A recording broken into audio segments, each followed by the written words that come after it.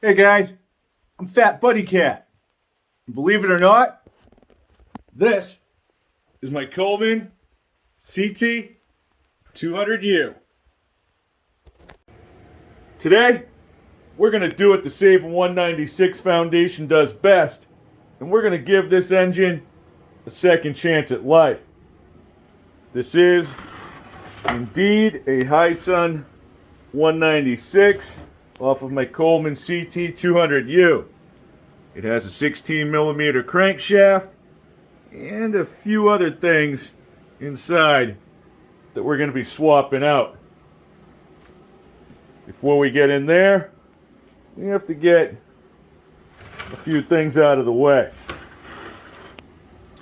That includes the gas tank, fan shroud, carburetor, throttle linkage, exhaust, valve cover. It's all got to go. I have all my parts on one side and my tools and hardware on the other. I removed my throttle cable, linkage, and on this particular one I even got the valve cover vent with the hose. Alright, that's all for a stock bike, stock engine.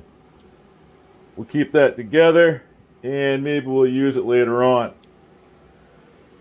I also kept my kill switch and my coil all together. Those we're definitely going to be reusing on this build. The only bolts over here are the ones for my valve cover because I have the extension with it and I don't want to have to look for those again. Next, I'm going to remove the flywheel. This is going to be stupid easy, thanks to Grey Goat Garage and my friends at OMB Warehouse. I have this flywheel puller tool. Super easy. You just got to find which holes the studs go through to line up with the holes that are on this PVL flywheel. I'll get the starter cup off and I'll be able to show you better. To get that nut off on the flywheel side, I'm going to need something to hold onto the crank on the opposite side. I'm going to use my crank holder tool, which is for a 3/4 crank. We have a 16mm, and I'm going to rock my adapter. This fits onto this shaft and adapts it to a 3/4. I then just used this slightly larger key to go in between. With everything in place, I now should be able to just reach right over, put a 19mm on there, and loosen that nut.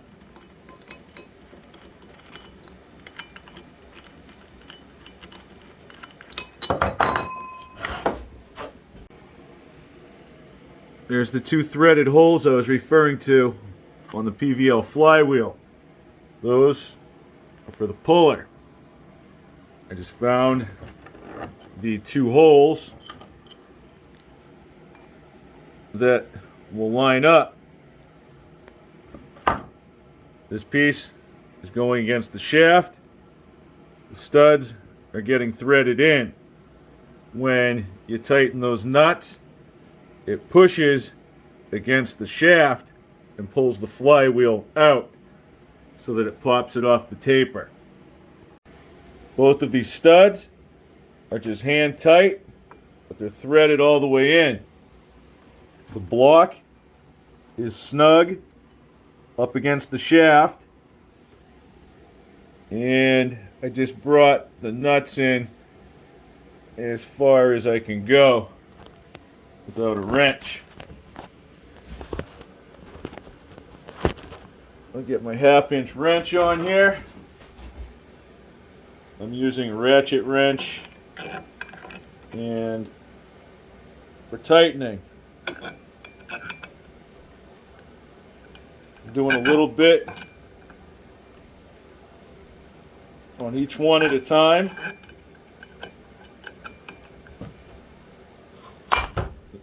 There it is. Don't freak out. That's just the steel that's on this flywheel taper releasing from the taper that's on the shaft. You didn't break anything. It's a lot better than beating the crap out of it with a hammer and a pry bar. I just used a 10mm to remove this nut from this bolt on the governor armature. I'll remove the bolt, and I'll take my flathead screwdriver and pry those tangs apart a little bit.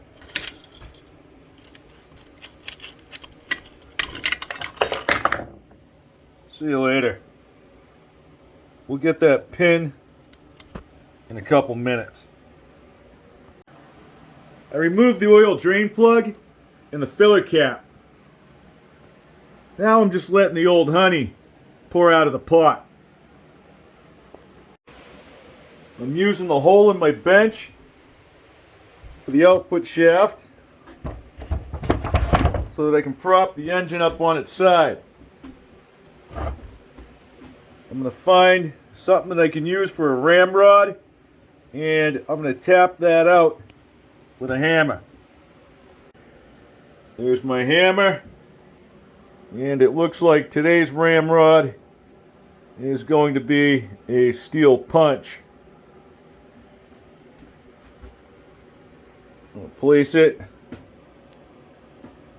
right on top of that little,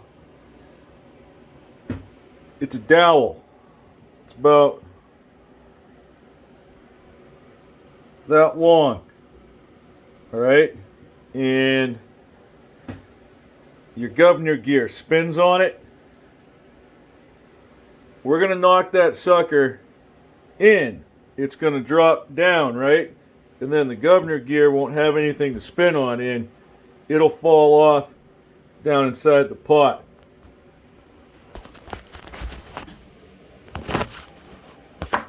Sorry, that's what I got for a view. I'm trying to be somewhat quick about this.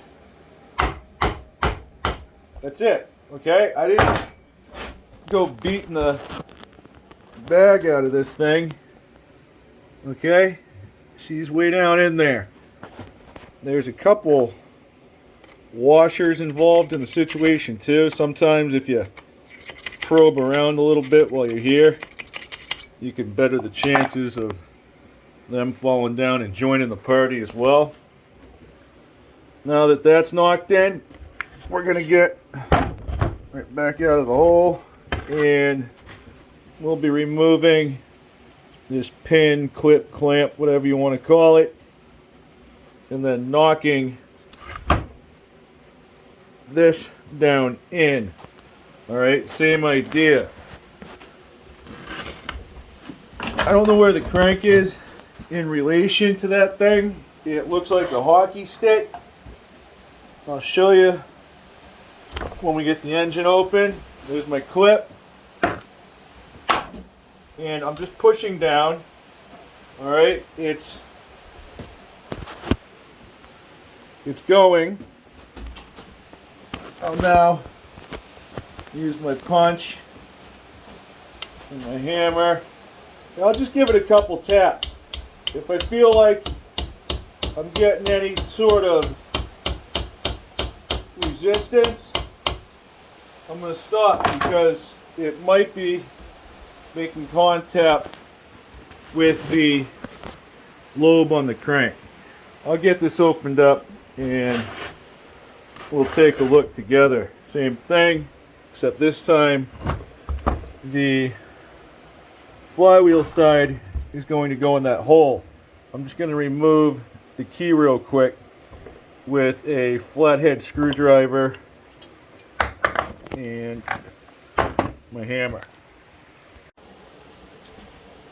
The only reason I'm even doing this is because I'm just tapping inward. This is because I might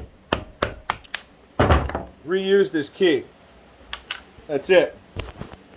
Otherwise, since we're not going to be using this crankshaft, I could release the rod and just yank it out. Again, you'll see in a minute.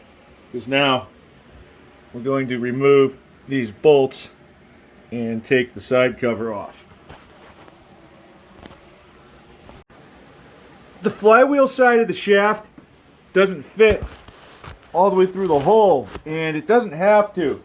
It's just giving me something that I can, control the engine with. It makes loosening these bolts a whole lot easier, especially where I set everything to torque.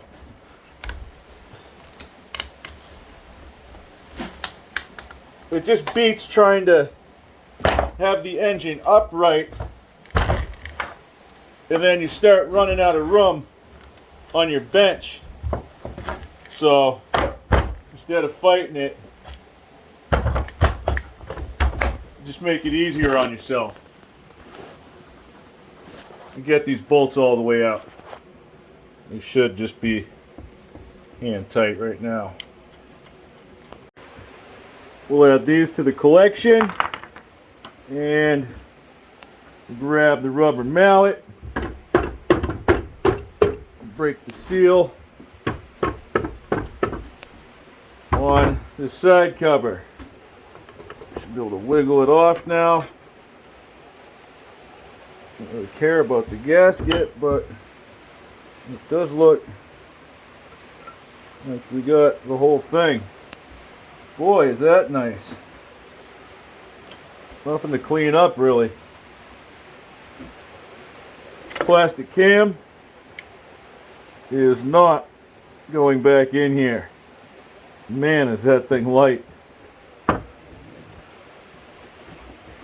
can grab these lifters. The push rods might fall down because I haven't taken the head off yet. So there's still spring pressure, well there was, pushing the rockers down, which would then send the push rods. Here's the hockey stick I was talking about. We're just barely making contact with that lobe on the crank, alright? That's why you don't just bash it down in there, because if you do, then you could lock everything up. We'll get Felicia out of there. Come on, girl. You got to go. Bye. There's a washer still there. There's the dowel. That is the piece that goes over the dowel and the governor spins on. You can call it a bushing. That'll all be coming out after we pull the crank. I'm going to push that little hockey stick back so that it's not in the way of my crank. And looks like I got to get that little washer up. See that? I was hitting the crank. I should be able to spin the crank enough that I can get my wrench in. Alright, I'm going to want to be over here. I'm going to use two hands to do it. And then I'll get my little 1/4-inch ratchet in with a 10mm, and we'll remove the connecting rod bolts. With two hands, I was able to turn the crank past that little governor arm. Alright, it's completely loose now. Take my punch and stick it in that hole.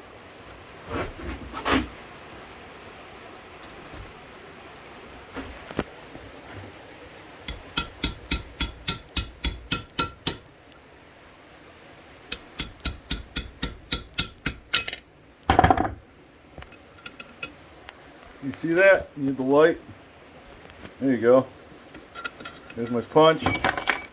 And there's the hockey stick. Now I'll get my bolts. I'm just grabbing those bolts that hold the cap to the rod on, and I'm thinking to myself, it would have been a whole lot easier, well, not a whole lot easier, but at least a step easier if I had just left that hockey stick in place. So, word to the wise, next time you do this, or if you're going to do this, you can pop out that dowel, alright, but leave the hockey stick in place until you remove the crank. My push rods decided to jump in, by the way. No big deal. We collect those too. Here's the cap for the rod. There's no bearing, but that journal looks really good. The reason I haven't removed the head yet is because while I'm doing this, I'm also trying to figure out if you can do the crank swap without removing the head.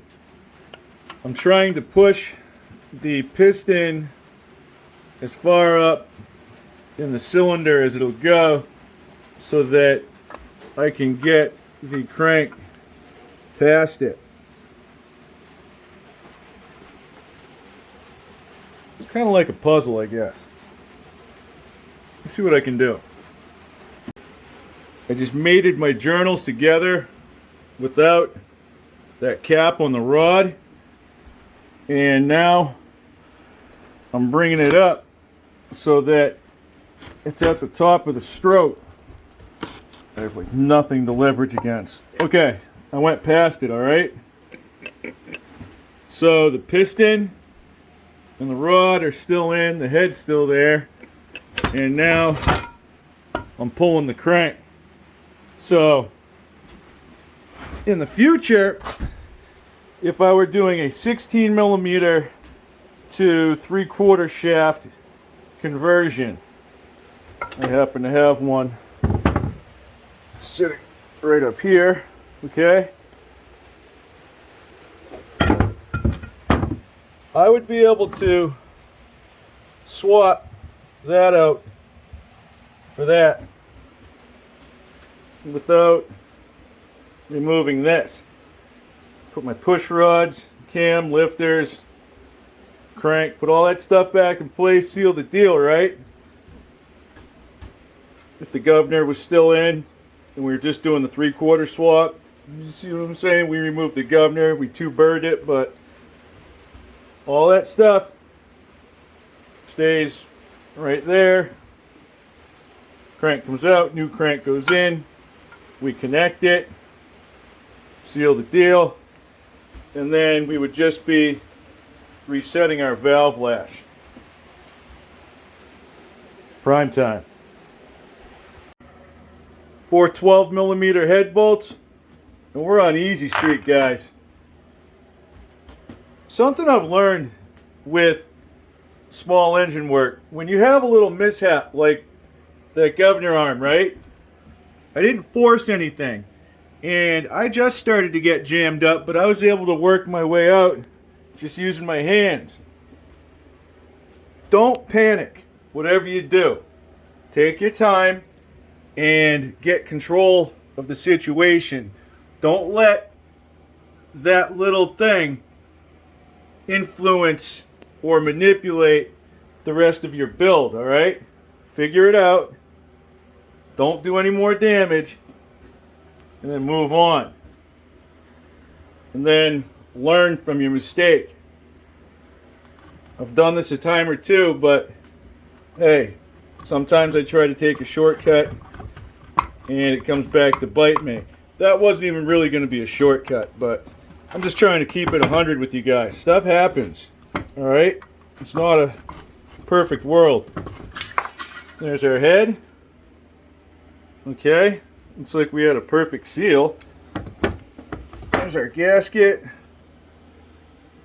That could be reused. We're gonna replace it, but might as well hold on to it.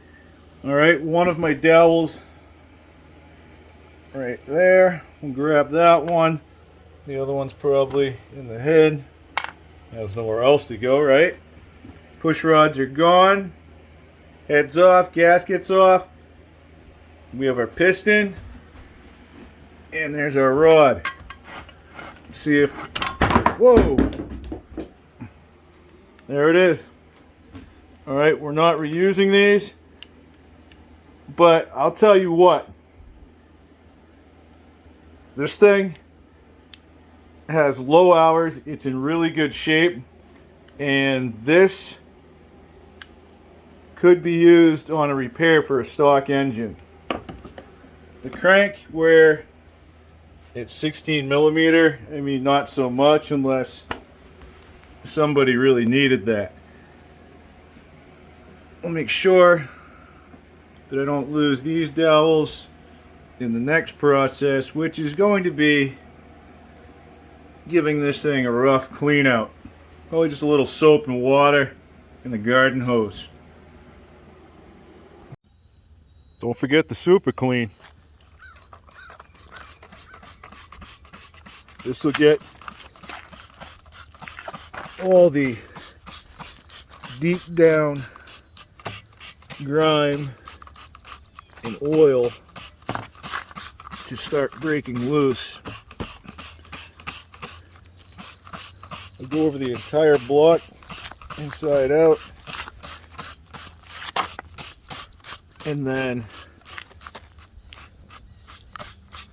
it's going to go directly into a bucket where I'm going to spray it with a little bit of water, alright, to make like a solution on the bottom of the bucket. And I'll use a brush to clean inside these fins and crevices the best I can. There's my watered down super clean on the bottom of the bucket. There's my brush. Alright. It should be alright to touch right now. It's not hurting me. The skin's not melting off. I've done this before. Alright, you just want to work the outside of the cylinder and the block. You can do a little bit on the inside, but you don't want to go near the inside of the cylinder, the bearing, or anything that really matters, because this could have some grit in it. I'm just mainly breaking up any mud or acorns that could have been cooked underneath the gas tank for some time. Here's a fine example of exerting some control. I have my work area all cleaned up. Well, clean enough. The block, same thing. We're still going to put in work, so it's going to get cleaned further before we actually build it. Now we have to prep. Your push rods go down inside this rectangle, right? The two big holes, you get one on the left and one on the right. Those are the guides for your lifters, okay? So your lifters go up in there, and then your push rods sit on top of those. Here, let me get you a lifter right here, okay? I'll put it in the hole, and you can see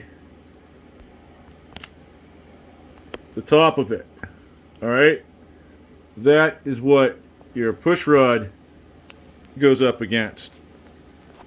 In between those, turn that light off and get rid of the glare, there is a third hole right in the middle. That's your galley hole. That lets oil return back down to the block. It gets slung around, pressure builds up, and it goes up through this hole over there. Okay? That comes up into your head, over your valves, and then goes back down in there. Your piston and your chambers in between, they don't get any of that action. All right, your piston picks it up on the oiler and the rings, and that's another situation that we'll look at. That galley hole is what we're after right now. When you build up RPM and you increase that pressure, the oil goes up and then it needs to go back down. That pressure goes with it. And when you make this hole bigger, you're going to have a better return. All right, so your crank spinning, your dipper's going around, it's throwing oil everywhere. This thing is freaking covered, okay? It's flying up there, and you don't want it to get stuck up above your valves, okay? You don't want it to keep going out your vent system and stuff. You want it to go back down into your block where it serves a purpose.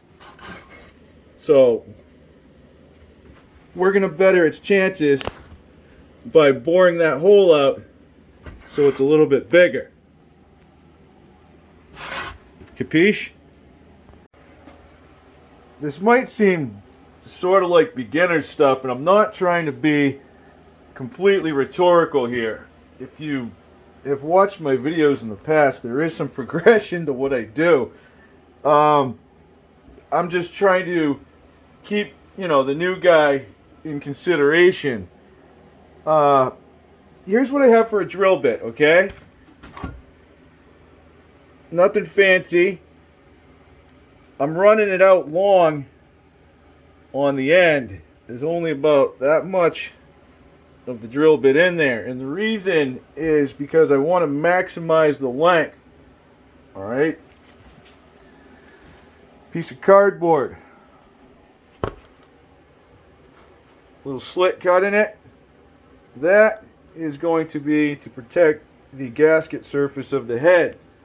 Now I'm going to be as careful as possible, and I'm probably not going to contact that surface. This is just in case. Alright, it's just a safety, that's all that is. I'll show you. If I lower my bit down in there, okay, that's all I have. I don't know what that piece of metal or washer is on there, but it's not bothering anything, so it's staying.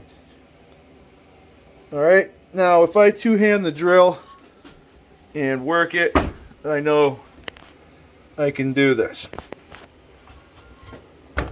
Size-wise,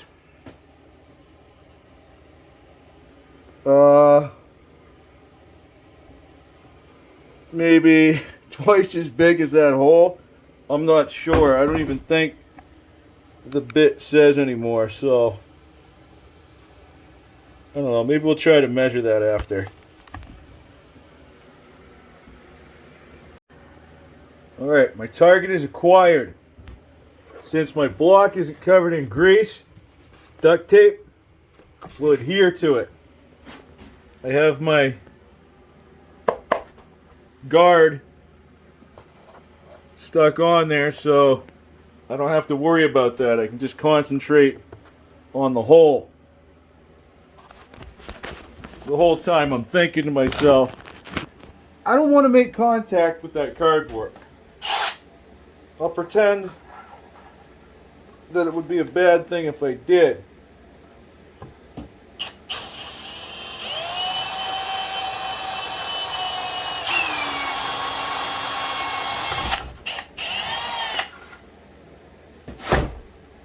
that.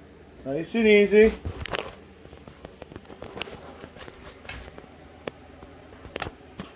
I think I even barely touched the cardboard doing that. You see how you get that little jerk at the end when you go through? And I'll just pull the tape back. Ta-da! Point 2. That is what that bit measures out to. This is the bit that I usually use for this. Alright? That one is a 1/4 inch. So 0.25. When you hold them next to each other, there's not a huge difference. Okay?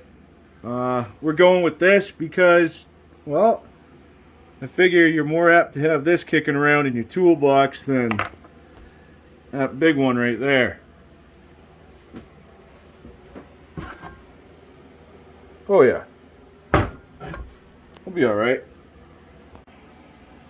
I used a small, round, skinny file so that I could reach down and then clean up the edges of my bore on that galley hole. To me, that's a little bit safer than trying to ream the drill around this area. Alright, we're going to protect that at all cost. I already went through with the shop vac once to clean up any metal shavings or millings that could have fallen through. You can see there's a little bit more there that has to be cleaned off. Alright, I also made sure to vacuum out my bearing real good. This whole thing is going to go right in the drink. It's just some kitchen soap, you know, dish detergent, and warm water. That's it.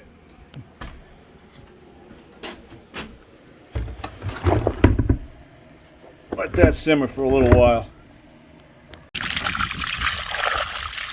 Yeah, get right in there. Blast it out real good.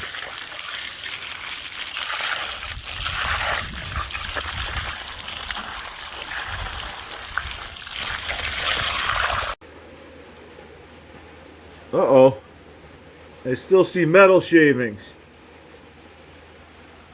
That's because after it was somewhat dry, I then went back with my 1/4 tap to hit both of my governor holes. The one on the top of the block and the other one over here, flywheel side, where we remove that dowel.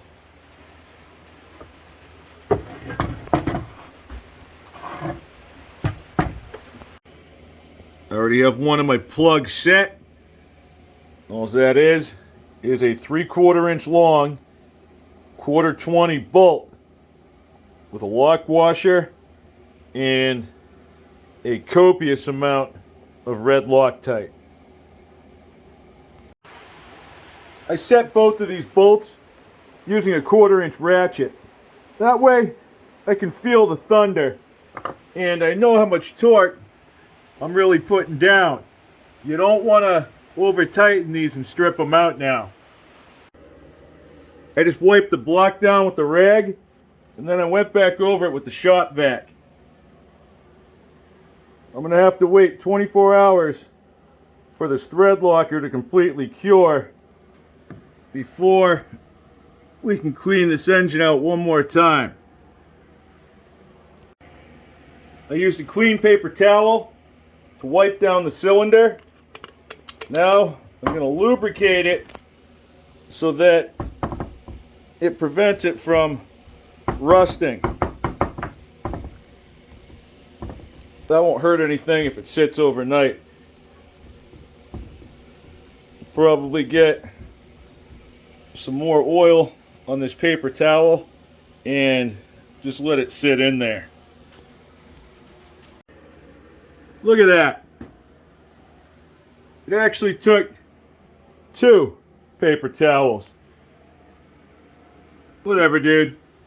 Tomorrow, we're pulling those out of there and we're going to replace them with some high performance parts from the Gray Goat Garage and my good friends at OMBWarehouse.com. Have a good night, guys. Thanks for watching, and I'll catch you on the next one. I want you to stay. I want you to stay. I want you to stay. I want you to